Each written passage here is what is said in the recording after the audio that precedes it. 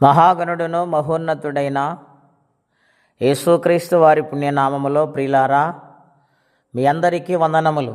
దేవుని వాక్యము ధ్యానందాము. మత్తయి సువార్త 10వ అధ్యాయం 14వ వచనం. ఎవడైనను మిమ్మును చేర్చుకొనక మీ మాటలు వినకుండిన ఎడల మీరు ఆ ఇంటినైనను ఆ పట్టణమునైనను విడిచిపోయినప్పుడు మీ పాదధూళి దులిపివేయుడి. విమర్శ దినమందు ఆ పట్టణపు గతి కంటే సొదొమ గొమొర్రా ప్రదేశముల గతి వారవదగినయుండిన నిత్యముగా మీతో చెప్పుచున్నాను. ప్రియమైన దేవుని బిడ్డలారా, ఆయన శరీరధారి ఉన్న దినాలలో వాక్యాన్ని బోధిస్తూ ఉన్నారు. అనేక మంది ప్రజలు వింటూ ఉన్నారు. ఎలాగున సేవా పరిచర్య దినదిన వృద్ధిలోనికి వస్తూ ఉంది. ఆ సమయంలో యేసుప్రభువారు తన శిష్యులను పిలిచి, మీరు వెళ్ళి సువార్తను ప్రకటించుడి, రోగులను స్వస్థపరచుడి, కుష్ఠరోగులను బాగుచేయుడి, దయ్యములను వెళ్ళగొట్టడి, ఉచితముగా పొందితిరి, ఉచితముగా ఇయ్యుడి అని వారికి కొన్ని విషయాలు ఆయన బోధిస్తూ ఉన్నాడు. ఆయన బోధిస్తూ ఉంటూ అన్నాడు, మీరు ప్రవేశించిన పట్టణములైనను ఇంటిలోనైనను వారు మిమ్మల్ని చేర్చుకుంటే శుభమని చెప్పండి. ఆ ఇల్లు యోగ్యమైనదైతే మీ సమాధానము దాని మీదకు వస్తుంది.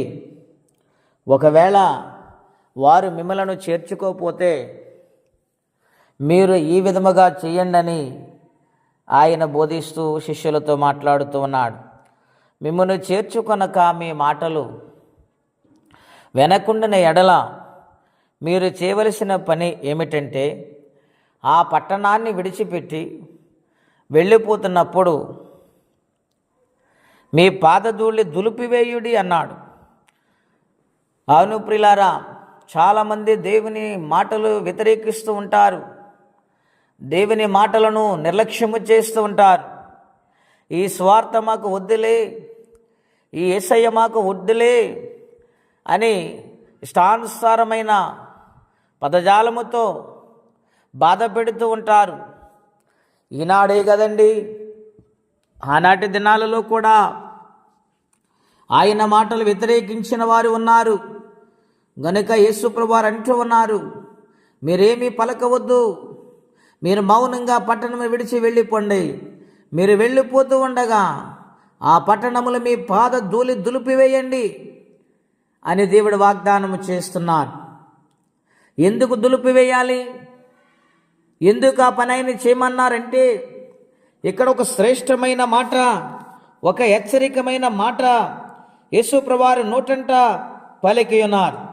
విమర్శ దినమందు ఆ పట్టణము గతి కంటే సొదొమ గొమొర్రా ప్రదేశము గతి వారవదగినదే నిత్యముగా ఉండని మీతో చెప్పుచున్నాను. అవును ప్రియులారా, ఆనాడు దేవుని సన్నిధిని నిర్లక్ష్యము చేసి దేవుని యొక్క సన్నిధానములో భయము లేకుండా ఇష్టానుసారంగా